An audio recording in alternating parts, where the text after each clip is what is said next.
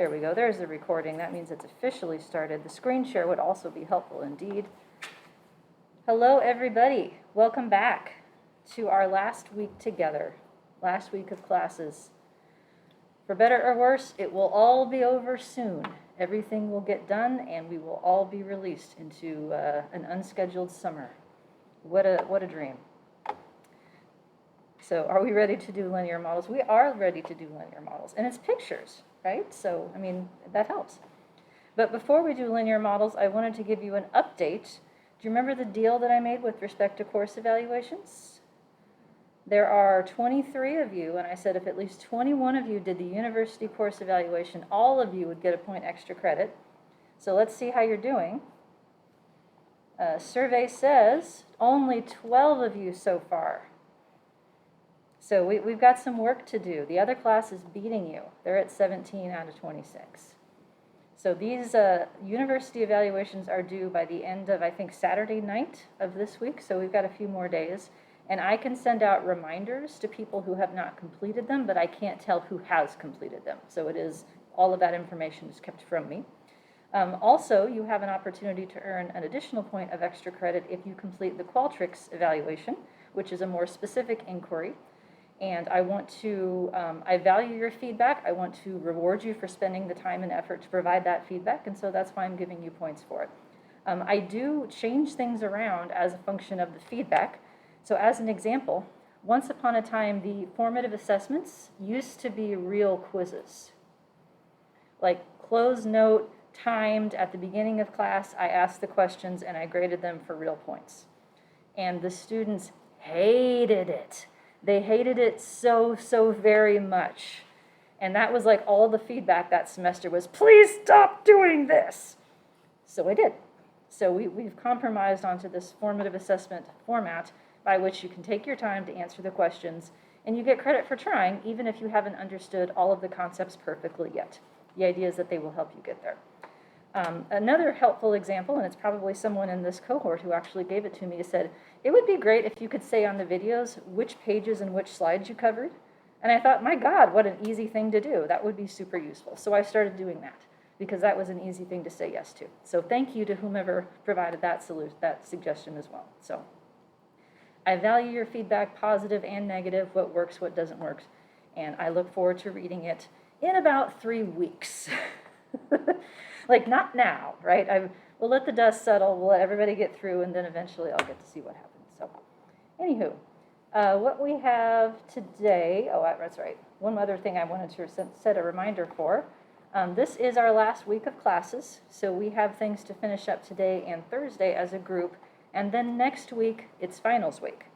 You do not have a final exam, we are not having class. However, I am going to spend the time that I would have been in both of my classes in office hours instead. So I will have Zoom office hours from 12:30 to 4:30 on Tuesday and Thursday. If you're behind and you want to get my help in catching up, this would be a great time to do it. But once you finish homework 6, you're done. That's it. That's the last thing. So you can be done as quickly as you would like to. Any questions on due dates, scheduling, logistics, any of that stuff? Good. Okay. Then shut that one down. Then we have a formative assessment to go over. I had a chance to look these over this morning and provide brief feedback. I also updated grades this morning and fixed question 66 in homework 4. It took me like 4 tries to get it right, but I believe I have that corrected as well. I haven't heard about any other data entry answer key errors yet, but if I do find some, I'll update those as well. So we have a few questions here to answer about multivariate analysis. So first one, in what situations or types of research questions is estimating multivariate models using path analysis a better option than trying to trick univariate software by stacking the data and putting all of the outcomes in one column? So I can think of several things. A lot of you mentioned these as well. What do you think? When and when path analysis be more useful? What did you put down?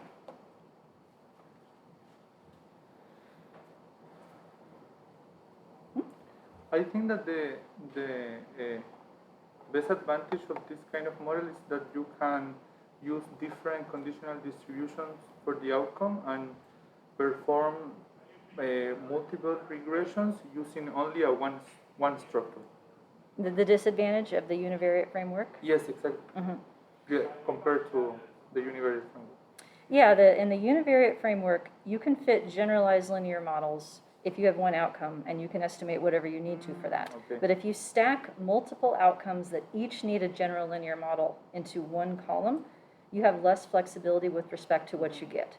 So for instance, if I had 3 count outcomes and each needed a negative binomial, the model, because it's only one outcome as far as the software is concerned, would estimate the same stretchy over dispersion factor and make it work for all 3. And in reality, each one might need a different stretchy factor, and so that would be a misspecification. So that is true with respect to that. Is that what you meant, or did you mean something else? Yeah, okay. Thank you. Yeah, unfortunately, there are not as many choices in path models for link functions and conditional distributions as there are in univariate software, but that's a software issue and not a theoretical one. So there's nothing that would stop you from implementing, say, a beta binomial path model in JAGS or some other software where you have control over everything that's being estimated. So yes, what else? Chat window says when variables are predictors and outcomes. Thank you, Kaylin. Yes, that's the big one. So mediation models, technically speaking, you can get away with using separate regressions to do mediation, but it's clunky. It's clunky and it's hard to see the big picture of how everything fits together. But there's a whole thing, like there's a macro program that someone wrote for SPSS called Process that's designed to do this. And it's meant for people who haven't taken advanced coursework, who only know how to do certain things and sort of hack their way into it. But path analysis where everything is being estimated simultaneously is going to be a better option for you in most cases, especially if people don't cooperate. Any guesses as to what I mean by that? How would uncooperation show up in a data file? Is that a word? Uncooperation? Discooperation? I don't know. I don't know. Missing data, ding. Yeah. So what happens to missing data depends on whether or not the variables are in the likelihood. We had some questions about that, so that's something we can talk about in this context. So if you are missing information on a predictor variable, then any row that is missing that information in a stacked univariate analysis is going to have that row kicked out. So in the context, say, of repeated measures on a person, let's say that you have somebody who is being observed at pre-test, post-test, and follow-up, something like that. If you have a person-level characteristic, something that was asked about only one time and is assumed to hold throughout all of their occasions, if that person-level characteristic is to be a predictor and it's missing, then the whole person gets kicked out of the model in univariate software. Like that, you don't have any say in that. That's what's going to happen. If you fit the same analysis using path models, you have the option of bringing that predictor into the likelihood. So in R's Levon package and in Mplus, you have a choice. You can either leave it out, which means you can't have missingness, but then you also don't have distributional assumptions, or you can bring the predictor into the likelihood such that its mean variance and covariance with other predictors then become model parameters that also have to be estimated. Then you can have missing data, but you also then invoke distributional assumptions because from the software's perspective, it's an outcome, not a predictor. And the type of missingness that you are assuming anytime that you're doing any of this with full information maximum likelihood is what's known as missing at random. So that means conditionally random only after factoring in their other data that would be related to what they would have said. And that is an untestable assumption. It's one of reviewer two's favorite complaints to make. What, is it plausible that you're missing at random? Why don't you test it? I can't. Because by definition, I'm missing the information I would need to test it. What they probably are referring to is a test of missing completely at random, which is exactly what it sounds like. And if you find anything in your data set that predicts the likelihood of a variable being missing, then by definition, you don't have missing completely at random and has to be at least at random or something more nefarious. So does that, I had a few questions on that from folks. Does that help clarify what happens with missing data, or should I explain more or differently?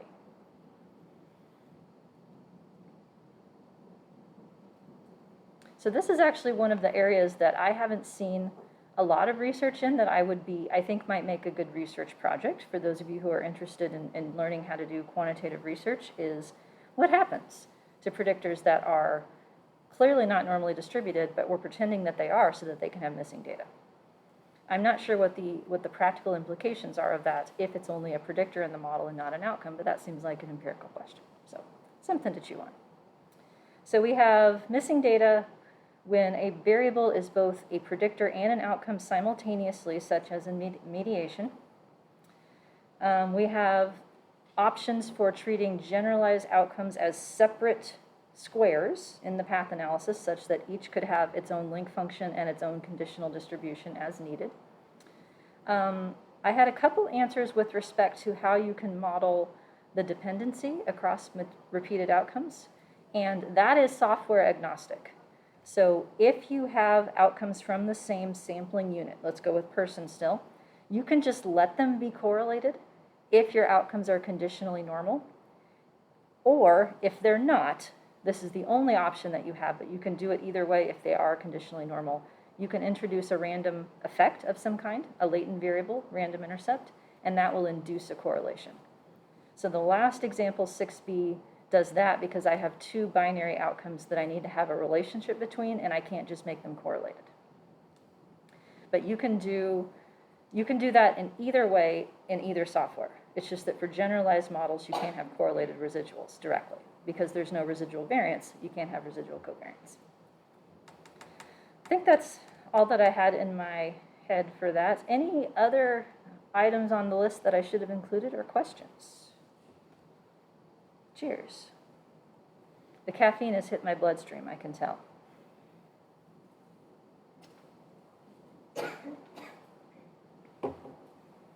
No questions? No? Fair enough. Is it that clear? Perfectly understandable? That's a trick question. Of course you're supposed to nod. Yes, absolutely crystal clear. No ambiguity there. How's Mario doing, buddy? Is it going good? Yeah. Good? Okay. Yeah? All right, good. Just checking in. All right, shall we move on then? Next question? All right, degrees of freedom in path models. So a lot of you gave me the formulas for how one would compute degrees of freedom. In total, it is the number of means, variances, and covariances of the variables that are considered outcomes as part of the likelihood. And then the question is, how many parameters did you spend in trying to recreate those means, variances, and covariances? So if each variable has an estimated intercept, then their means are going to be perfectly recreated. That's a one-to-one correspondence. If each variable gets a residual variance and it has an original variance, then that's a one-to-one correspondence. And in variables like binary outcomes, if there's no residual variance being estimated, then the assumption is that we don't need it. So like in binary outcomes, the mean is the variance. Like the mean times 1 minus the mean is the variance. We don't have to estimate it separately. That is still true in this case. So there's usually a one-to-one correspondence in terms of data going in and parameters being estimated coming back out for means and variances. The question is whether or not you've allowed all possible pairwise relationships either through covariances or through paths. And when I say paths, I mean slopes. So in this context, a path is a slope, a regression coefficient, where one variable is predicting the other. So if you leave some out, if you don't have all possible pairwise relationships specified in the model, then what is that called? It starts with an O.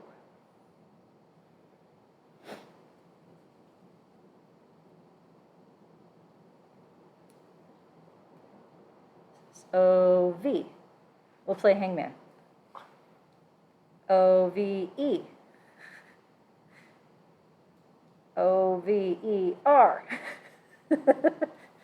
Yes, over-identified, indeed. So over-identified meaning that you've overlooked pairs. So then you have fewer parameters being estimated, then you have pieces of data to estimate them with, your degrees of freedom are positive, and then model fit is testable and potentially a concern. So the idea that you want to have model fit be testable is much less relevant here than it is in the context of structural equation models, where model fit is an indication that your hypothesis about how variables are related because of a common factor is correct. So in the context of measurement models specifically, so confirmatory factor analysis, item response theory, item factor analysis, structural equation models, all those things where we have latent variables that are being measured by observed indicators, then model fit is something we worry about. In this context, model fit is just a precursor to being able to actually interpret the effects and have confidence that they're reasonably correct. So if your model doesn't fit, you should stop and not look at anything, because all of the estimates are suspect if they don't fit adequately. So what do we need for model fit? Degrees of freedom. How do we get degrees of freedom? Don't put everything in that you possibly could. If you put everything in that you possibly could, then what is that called? Starts with a J. Just identified, yep. Then you have spent all the degrees of freedom you possibly could, you can't be wrong. So model fit is perfect, it becomes irrelevant. Your model is going to perfectly recreate the observed means, variances, and covariances, but you will have replaced at least some of the covariances with slopes in describing how the variables relate to each other. And then what's the bad one? Under-identified. Under-identified is like overdrawing your bank account. You tried to spend more than you have. And in path models, that's pretty hard to do. The only situation in which I think you might accidentally do it is if you try to put two different kinds of relationships between the same pair of variables. So like if you have X and Y and you give them a covariance and you give them a regression path also, that won't work, because there's only one covariance that would be trying to identify two separate parameters. So you're overdrawn. That's not going to work. And you will get a message that says your model is not identified, and you will get estimates with no standard errors and no fit or anything else. So you'll know when that happens. Okay. Questions or comments on number 2?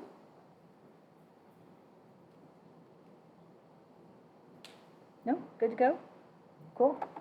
Moving right along. Number 3, how is it possible that you can achieve excellent absolute model fit yet have none of the direct paths or covariances be significant? One of my favorite questions to get. How is that possible?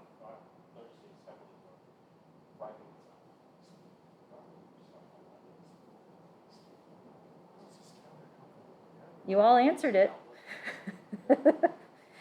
Read me your answers. What'd you put? I wrote that we can be including all the possible relationships between the variables we are interested in, but that it doesn't mean that the relationships are significant. Yeah, we can include all of the relationships, meaning that we allow them to be there, but that is not the same thing as each relationship having a strong enough effect size to be considered significant at a given sample size. So model fit and effect size are two separate things. Your model has to have decent enough fit for you to be able to trust the estimates and see what their effect sizes are. But you can have a great fitting model that has no significant paths, because your model would have perfectly reproduced the non-relationships in your data. And the same is true in structural equation models. I once had a faculty member, so this is not just a mistake that newbies might make, bring a structural equation model to my office and say, it fits perfectly, but none of my factor loadings are significant. Well, that means that your items are not related to each other. So your model perfectly described those non-relationships. It's the same premise. So. All right, and I think that's it for the questions. Any questions on my questions?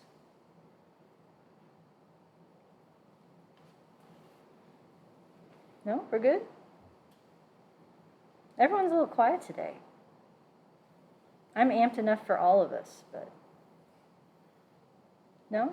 Just kind of tired, burnout at this point of the semester? Yeah, getting through. Is that what I'm feeling? That's the vibe that I'm feeling here. No comment?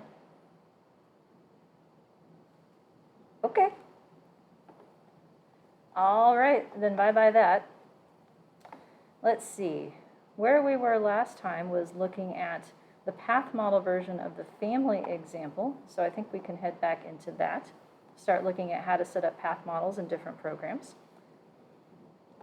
So we went through part of the Stata code and Stata output, and then we still have Levon and Mplus to do for this, correct? Mm-hmm. Does that sound right? Yeah. Okay. So just to remind you, the story here, the unit of analysis in this example is family. So that is what is being sampled multivariately, repeatedly, where people are the repeated measures. So I've got data from the mom, the dad, and the adult child in each of these families. There's about 200 of them or so, I think. So we have each person's education level as a predictor, and we have each person's attitude about gender roles and how they should function in a marriage. That's the outcome that we're having here. So we went over how to make CSV files for Mplus that don't have the rows the names attached last time. And here's the model that we did. Stata folks, do you want to go back over any of the Stata code, or are you good with that? One thumb? Some thumb sideways? Okay, thumb sideways, we'll do a little bit. Okay, 2 thumbs and 1 thumb sideways. I think that's like thumb 3/4 then, maybe, if we're going to average our thumbs. Take an ordinal variable and turn it into interval. Constant, right here, that's going to give us the intercepts for each one. In Stata, you're allowed to draw your arrows either way, but the constant is considered the predictor of our 3 outcomes. So these 2 variables on the right-hand side are predictors of the variable on the left-hand side that's an outcome. So I'm writing it this way because this is the way you have to do it in Mplus. I'm also writing it this way because it corresponds to the equations. So if you think of this right here as an equal sign, then y equals, these are my predictors. So kid marital is predicted by 2 variables, mom marital is predicted by their education, dad's education predicts all 3 then. So you can stack these up to have multiple predictors and multiple outcomes on the same line potentially. So I have these divided up in this way to illustrate that as a shortcut. Residual variances are estimated by default, but I've written them out here. Residual covariances I do not believe are estimated by default, so I have these all written out as well. By the way, in path models, my general tendency, especially when I'm teaching, do you need to go potty, buddy? Okay. Do you know where it is? Okay, cool. Sorry. My tendency, especially when teaching, is to err on the side of too much typing, because I don't want to have to remember what the default is for what's getting estimated in every separate package. So if I write everything out, then I know what I'm going to get. So that is my general tendency, especially when working with a package I'm less familiar with, such as Stata's SEM package here. This allows full information maximum likelihood. These lincoms then are the analog of the lincoms in a regular linear model. These names I had to figure out by using coef legend. So _B is for the paths that correspond to the slopes, dad ed predicting mom marital, for instance. And all of these things give us the rest of the goodness of fit measures, as well as residuals, which we haven't gone over yet, and we get to go to today. So anything else on the Stata code that you want to talk about or ask questions about?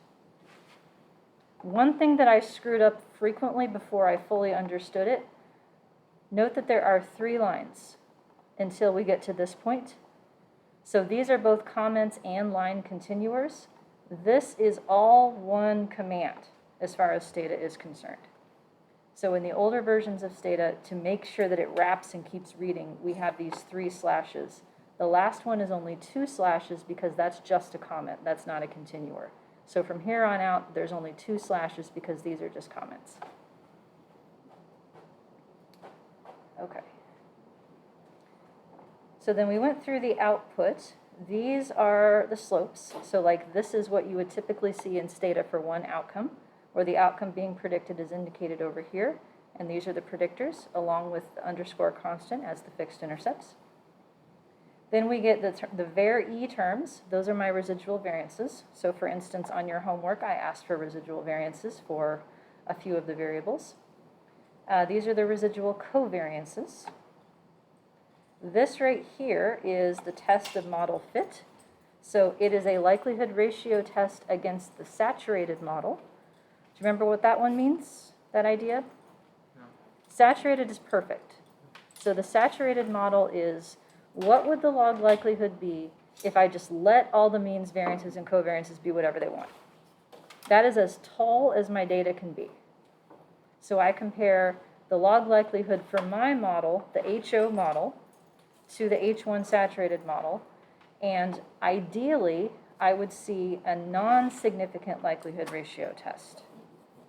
Because the null hypothesis for this test is that the model fits, that there is a perfect match between what my model says the variance, covariances, and means should look like and what the data say they should look like.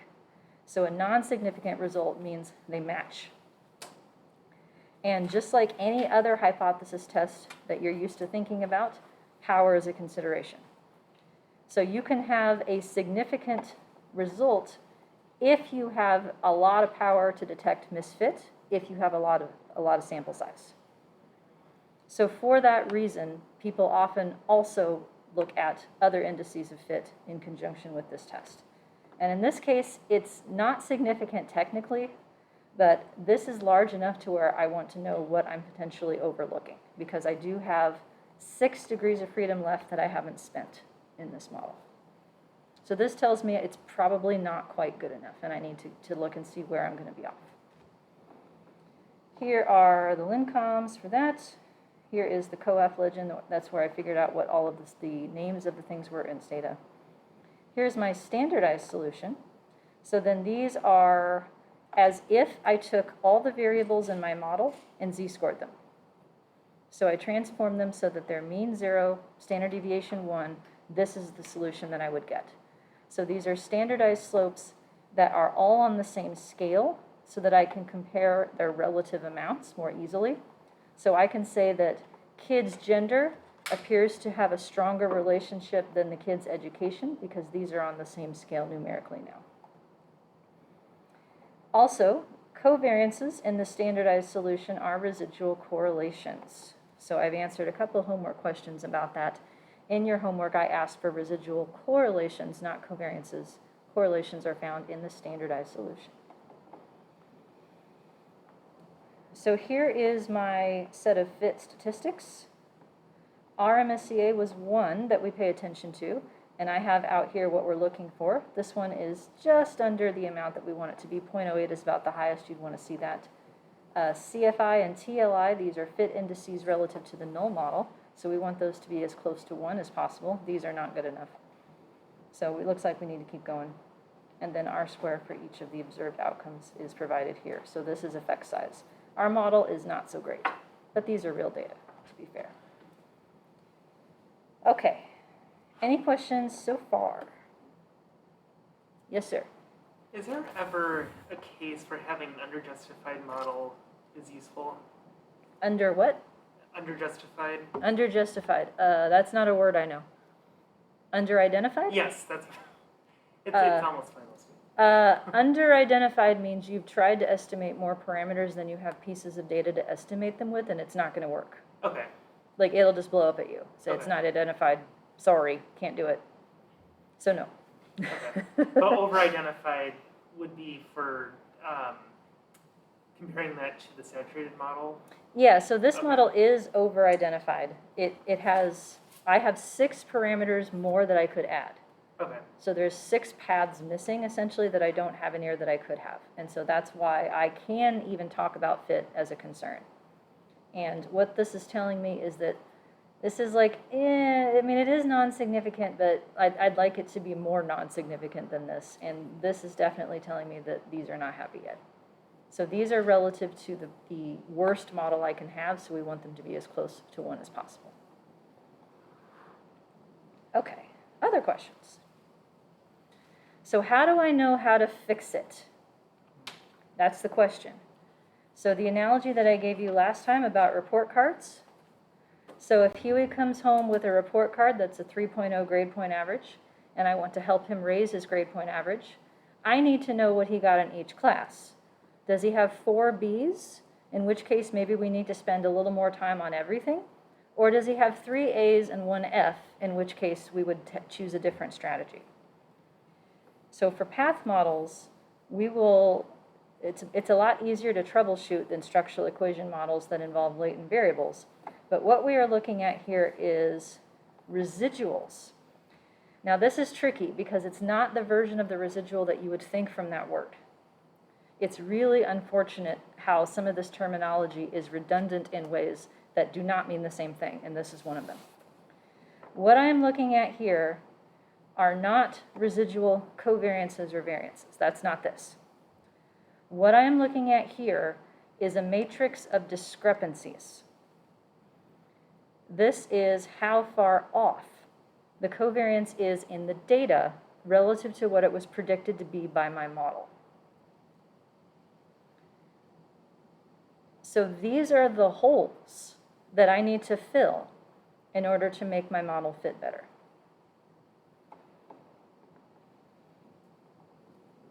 So on the diagonal are variances, and most of these are perfect, or very nearly so, because each of these variables that's in the likelihood has its own residual variance. Where we are off is in the relationships that I've highlighted in bold. These are being under-predicted or over-predicted in some cases. So the model says right now that there is no relationship, for instance, between mom's education and dad's marital status. But there is. It's off by 0.28. Is this basically like a chi-square test of, and what we talk about in intermediate stats, like what you expect, what you would expect is like what the what Observe minus expected? Yeah, okay. Yeah, it's exactly that idea, but Okay. in covariance metric. Okay. So we look to see which ones of these are large in absolute value. So the direction tells you which way you're wrong. Basically, if it's negative, then these two things are less related than the model predicts, and if it's positive, they're more related. But anything that's sizably different than 0 is where we want to focus our attention. So this is the problem right here. We are missing a relationship between mother's education and dad's marital status because that path is not in the model. We let dad's education predict everything, but we didn't let mom's. So I'm going to fix that in Model 4. There's also something you can ask for that are called modification indices. These are going to tell you how to fix your model. And I call them voodoo because they are completely data-driven, theory agnostic. They'll just tell you where the holes are and what to do about it. So it wants, for instance, a relationship between mom ed and dad marital, and it's suggesting that this is a predictor and that's an outcome because that's the way the rest of the model is phrased. So what this is telling me is that my chi-square for the likelihood ratio test against the perfect model would improve by 9 if I add that one path. Now the chi-square was only 10 to begin with. So this is telling me that basically all of my misfit is concentrated into that one path that's missing. And once I put that in, I should be good to go. Okay. Ready to do Levon syntax? So Levon pretty much ripped off Mplus, except for different punctuation marks, as near as I can tell. So the way that this works is you define an object that is a ginormous string variable. So the quote starts it and the quote ends it. And inside this giant object is your model syntax that would otherwise be like the input file for Mplus. Then you feed that object into the call for Levon. So Levon is the package. It stands for latent variable analysis, I think. Not sure why there needs to be 2 A's, but I didn't make it. It wants to know what data you're using, so this is the wide format data, what the model is, and so this is my syntax for syntax 3, which we'll go over in a second. It wants to know what kind of estimation you want, and Mplus, Mimic, there's other choices based on other software. I think that controls what the defaults are for things, but I've written absolutely everything out so that the defaults don't have to be known for this to be working correctly. Then I have summary of that analysis, and I ask for extra pieces of output. So I ask for measures of fit, I ask for the R-square for each of my outcomes, I ask for the standardized solution, and I ask for confidence intervals as well.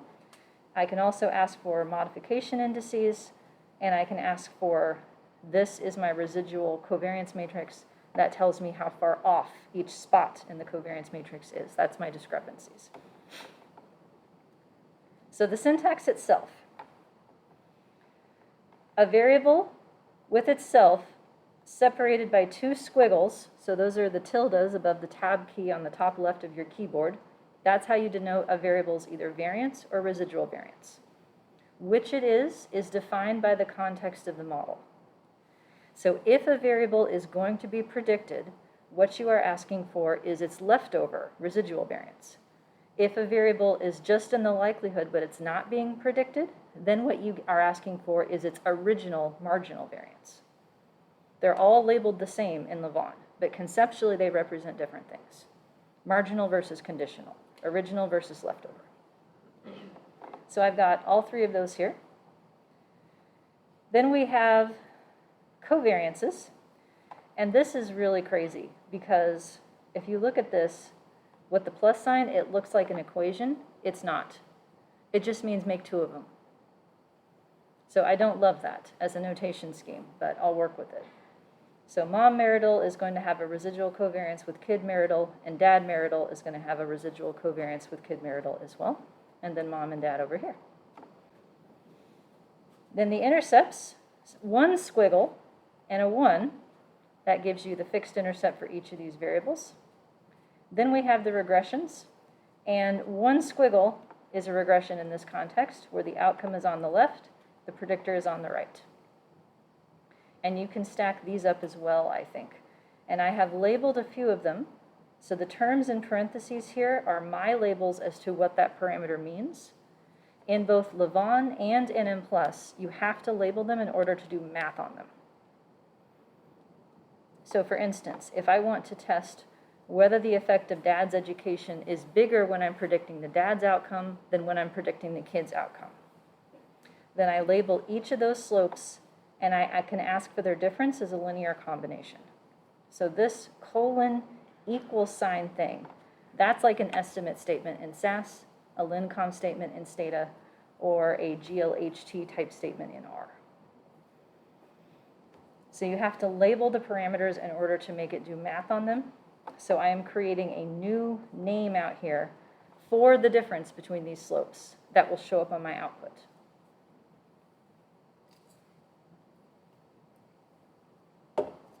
And yes, all of this is green because all of this is considered a string, even though the lines that start with the hashtags are comments as usual. So this is what it looks like. Okay, how are we doing so far with the code? It's not so bad once you get used to it. So again, squiggle, squiggle is either a variance or a covariance. 1 squiggle is a regression, where y squiggle x.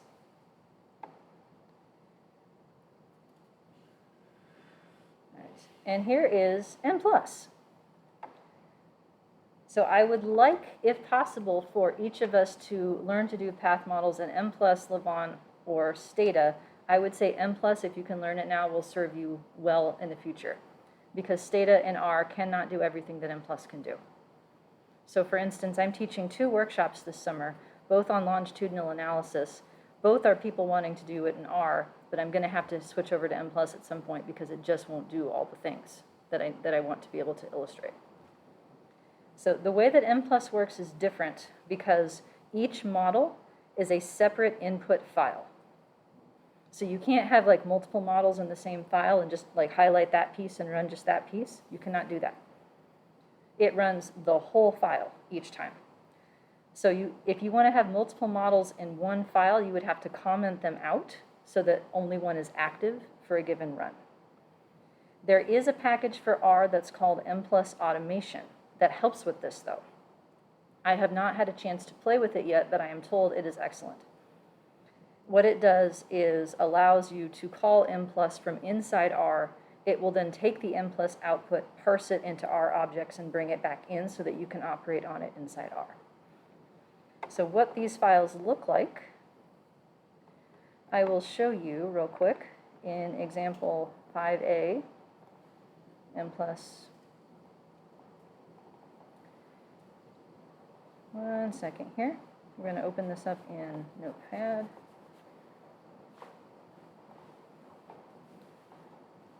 So this is an Mplus output file. The first thing it does is spit back all of your code, and then the rest of it is just text.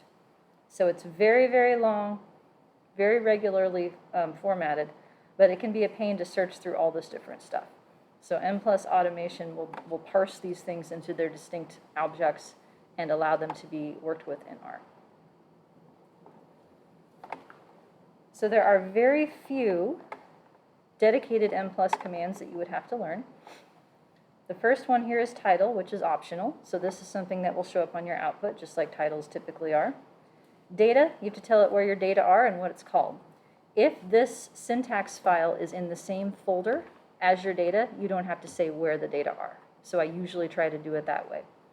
So file equals, the name of the data set that's being analyzed is this one right here. Note that it ends in CSV. Mplus only takes text files as data, so .dat or .csv. And it will take either individual data or matrices, telling it I want individual, that's free format. Names. Mplus does not want the variable names at the top of your file.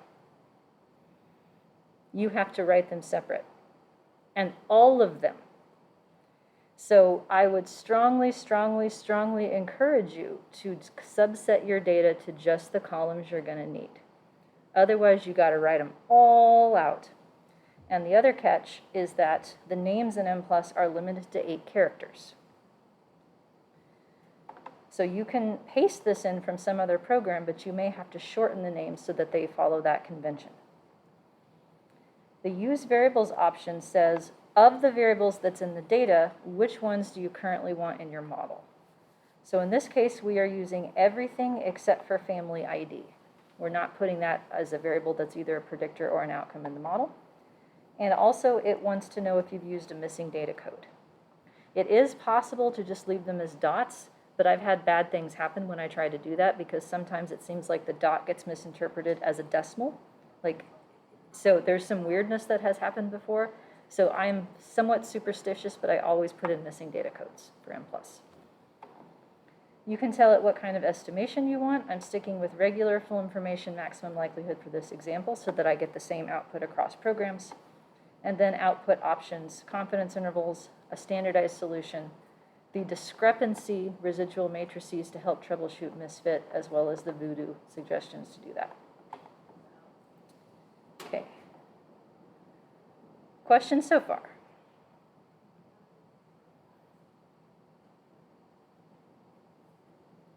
I think I'm even boring my own son. You doing okay, buddy? Yep. Why are you bending over like that? Oh, you keep on dying? I'm sorry. Well, I'm dying up here, so don't feel bad. Tough crowd today. Dang. All right, model. So, variables listed by themselves. Those are variances or residual variances. I have added stars because stars indicate estimated parameters as opposed to parameters that are fixed. That's not something you have to do, but it's something that I'm doing to be sort of pedagogical.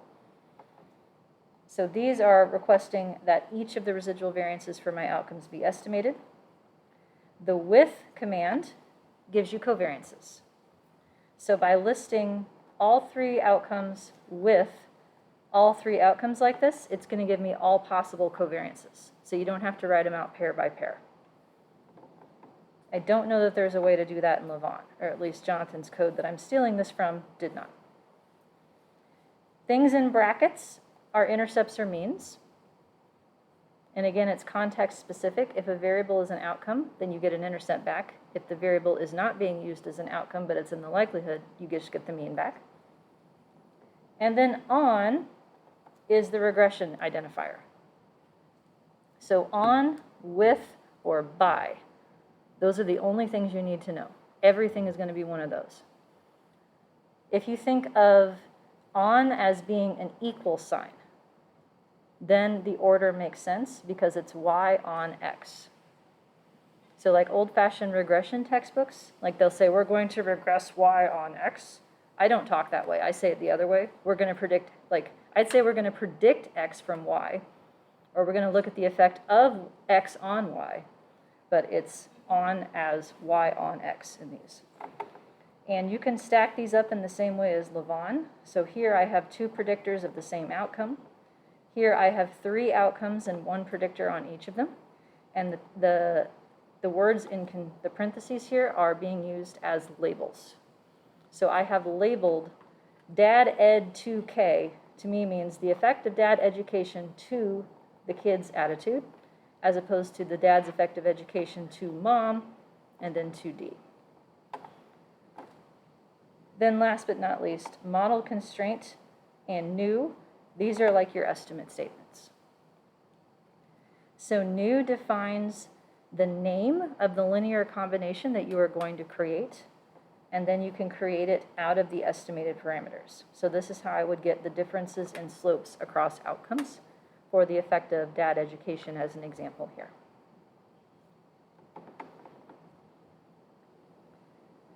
So most of this you wouldn't necessarily have to type. This is a default. This is a default. You do need to ask for residual covariances by default. You do need to ask for any regressions that you want. And in your homework, there's instructions on setting some of these at 0 instead. The way that you do that is to replace the star with an at 0, like that. So that's how it works in Stata. That is how it works in Mplus. And in Levon, you would throw a 0 in front of the covariance. So, where did it go? It'd be like 0 star, like that, I think. Cass, is that right? I know I was helping you with this.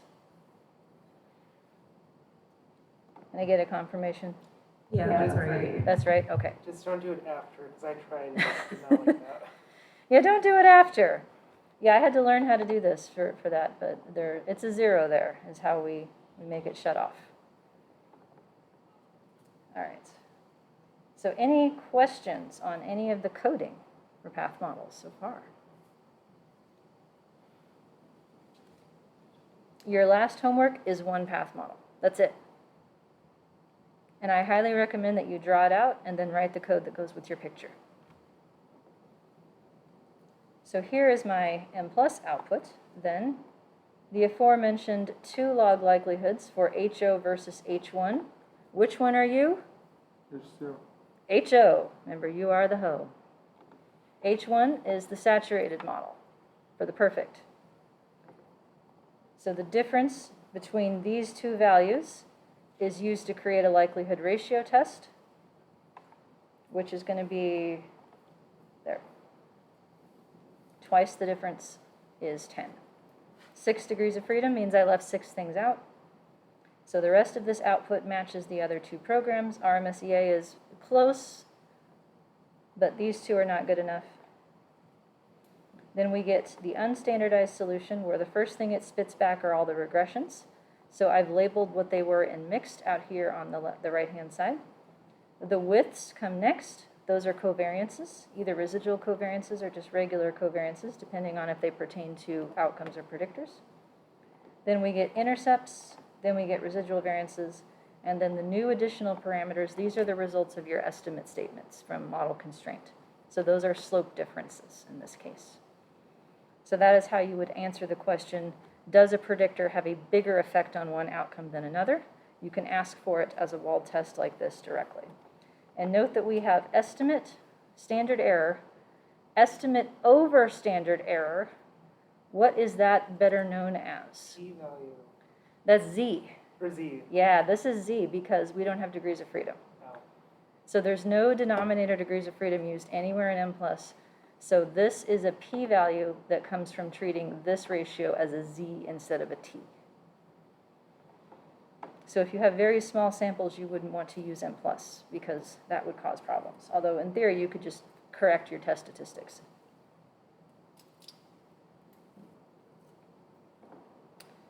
And then here is the aforementioned residuals for covariances. Those are your discrepancies. So that gives you how far off the model predicted covariances are from the ones in the data. And so then this is, again, the problem that we need to fix.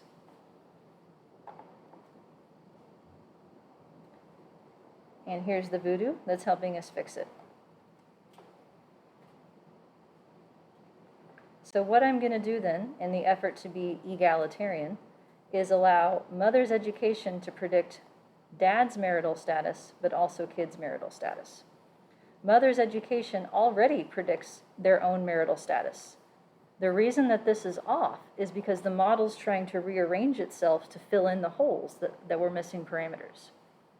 So this is what I mean when I say that if a model doesn't fit, you shouldn't look at the results yet, because the results are going to bend and stretch and move around to try and cover the parts that are wrong, so that the ones that you do have there are going to be suspect. So even though we allowed a direct relationship between mom's education predicting her own marital status, it's not the right one, because we didn't allow a relationship of mom's education to the other two outcomes. It's not off by much, but it's off. So we don't want that. So then we have model 4 that throws in those two new terms. So this is what it looks like in proc mixed, and this would give me the exact same thing. So I've added the option empirical, which you have not yet seen. This provides robust standard errors. So it's the same adjustment to the standard errors that robust estimation provides, except it doesn't adjust the test statistics because we don't, or the fit statistics because we don't get them out of mixed. But otherwise, this is a model that can be done equivalently either way. I'm also saving the correlation between the actual and predicted for each so I can get an R-square. And I'm asking for pictures as to whether or not the residual assumptions look like multivariate normal is a good thing. So then let me find it, in Stata, here's the mixed package to do this model. Same deal, it's equivalent. I added in this right here. VCE robust is across Stata algorithms. You can add that to most of them to get robust standard errors. It's a correction that doesn't work well in small samples. There's other adjustments to it that are supposed to work better in that context. And then asking for the other things, predicted outcomes, so I can get R-square for each. Then here is the same model in R as model 4. So this is the univariate approach, tricking it into multivariate using the long data. Here are all the comparisons that I wanted to do. R-square calculations, we've seen that before. And then the path models. So we have then this new line in Stata that gives me the regression of mom's education predicting not only her marital attitudes, but also dad's and the kids. Everything else is the same, although I'm picking up some more slope differences here for her effects. Mplus, I'm picking up this new line, as well as some additional slope differences right there. And in R, I am picking up these new effects right here. And here's the Levon output. So shaking things up a little bit, our output for a change. I wanted to show this because the first time I saw this, I was like, that's both really cool and potentially confusing. There's 2 columns of output. Standard or robust? This column corresponds to regular flavor, full information, maximum likelihood. The right-hand column corresponds to the robust version of that. That is supposed to have a correction for any multivariate non-normality. So that correction is explained better by Enders in Chapter 5 on your reading list than I could do. But what I can tell you is that this number right here, scaling correction factor, if your data are perfectly multivariate normal, that'll be 1. So you can look at that as a rough indicator of how far off you are, and this looks pretty good to me. So then you get 2 sets of test statistics. So this is the saturated model against the worst model. We don't care about that one. We want the one for our model, which is, where is it? Here it is. These 2.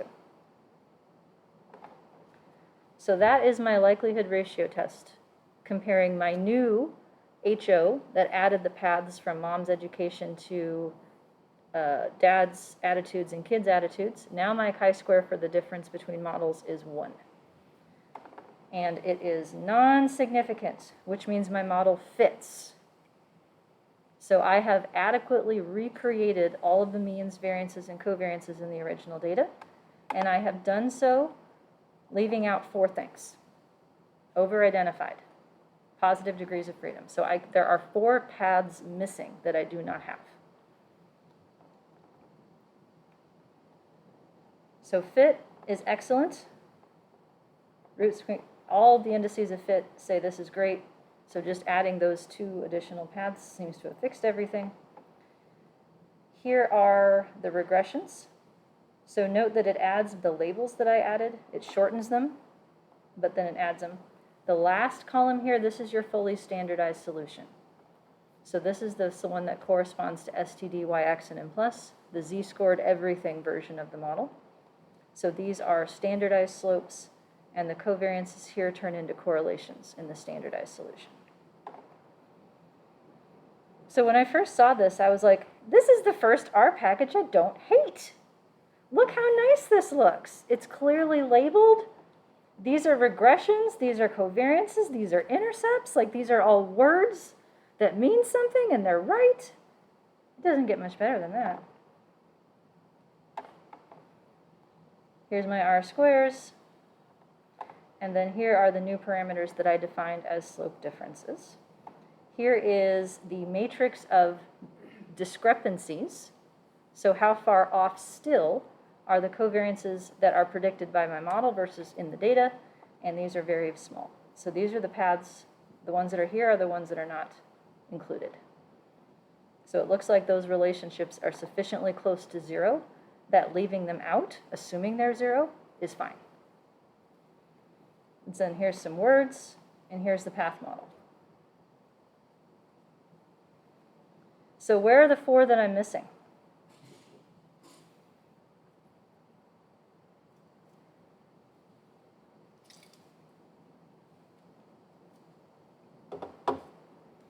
What's not in the picture, by the way, are residual covariances among the 3 out here. I have adult child's gender.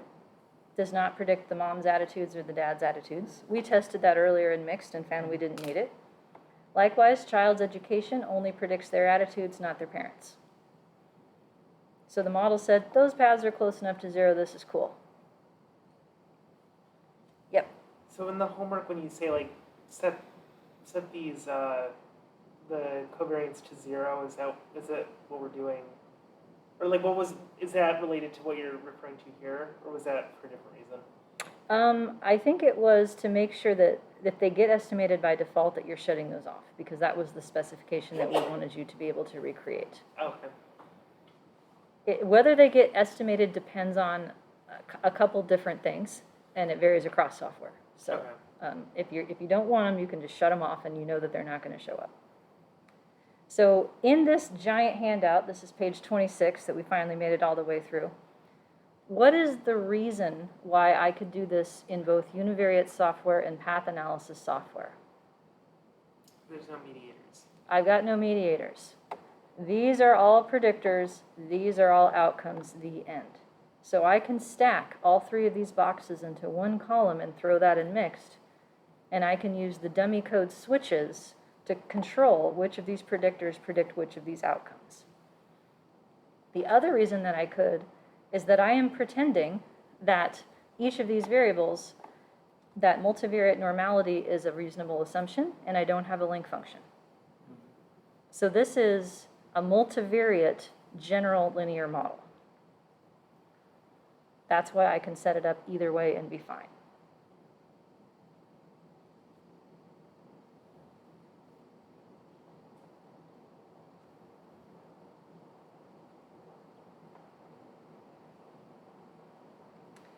All right. Oh, Well, because I was looking this up, is that why if you have like a categorical endogenous variable, why you can't use Levon? a categorical endogenous variable, meaning an outcome Yeah. that is categorical, you can use Levon if it is either binary or ordinal, but in so doing, it does not allow full information maximum likelihood. Okay. It only does what's known as limited information analysis, weighted least squares, more specifically diagonally weighted least squares. Did you guys talk about that in IRT at all? No. So very briefly, what Levon does for categorical outcomes is first estimate a summary of the data, which is a polychoric correlation matrix. And I actually have a picture, because I knew that this was going to come up. I can show you what a tetrachoric is, since we're answering the question, and we'll call it a day. So I have a few slides on this. WLSMV estimation is what it's called in Mplus, or diagonally weighted least squares. And the idea is that it builds a summary and then does the analysis on the summary. So that's faster, and it works reasonably well, except anytime that you're operating on a summary of the data, you have to assume missing completely at random, because the summary doesn't know how it was created. So here is the underlying logic of how a tetrachoric correlation and then by extension polychoric for ordinal would be formed. Let's say that I have two binary outcomes here. So I have y1 and y2, and I have the proportion of people who fall into each of these four possibilities. I can try to map these proportions onto an area of the bivariate normal distribution and try to figure out what correlation would be consistent with the proportion of people in each of these four areas. So think about it, if there's no association between these variables at all, what kind of picture would that make if I threw it like a scatter plot, if it were continuous data? It'd be like a circle, right? And that would be zero correlation. And if there was a perfect linear relationship between two continuous variables, that would be a line. So if there's a line, then that would translate into everybody is either going to be in area A or D, if it's a perfect correspondence. If it's a perfect non-correspondence, then there'd be equal probabilities in each of these cells. And so somewhere between a line and a perfect circle is what you would end up with. And so it tries to figure out what the correlation would be that's consistent with the proportion of people in each of the four areas. And the reason that we would do this type of correlation instead of a regular Pearson correlation is range restriction. If you have two binary variables, the only possible way that they could have a maximum correlation of 1 or -1 is if both of the binary variables had a mean of 0.5.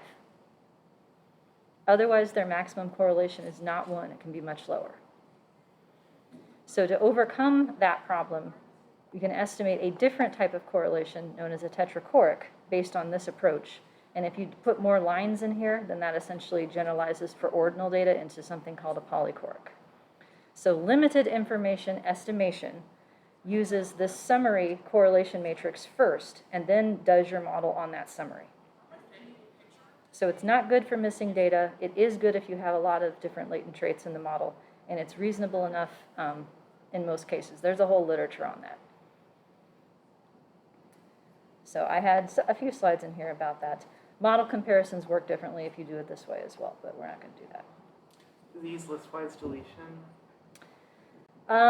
It differs by software, but I think it tries to use whatever data are available to build the matrix. It's just that the assumption you're making then is missing completely at random. Okay.